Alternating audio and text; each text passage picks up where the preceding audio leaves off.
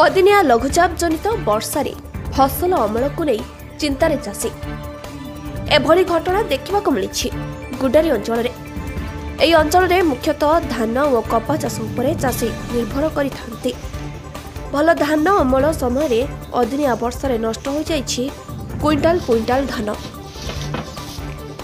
प्रत्येक पंचायत रे धान रखिबापई मंडी खोला जाइथिले सुधा अधिक परिमाण धान अमल होइतबा बेले धान रखिबा निमंते पर्याप्त जागा नथिबारु धान मंडी सामना खोला आकाश तले पड़ी रही धान गदा।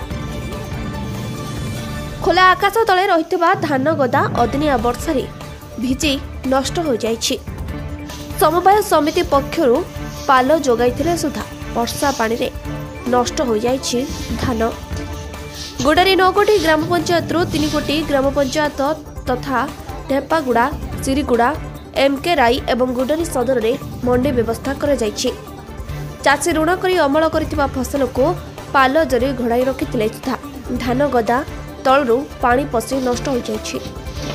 पुणी 24 और 25 तारीख में वर्षा हेबा संभावना थिबा सुनी चाषी चिंतारे मुंडरे हाथ दे रहिछन्ति।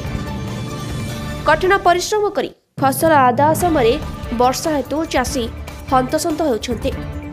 मंडी रे अधिका जागा रखी किपरि धान अमल सुरक्षित रखिबा पई अंचल चाषी अभियोग करिछन्ति।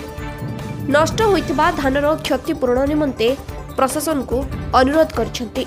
Bureau report PS news Bharat.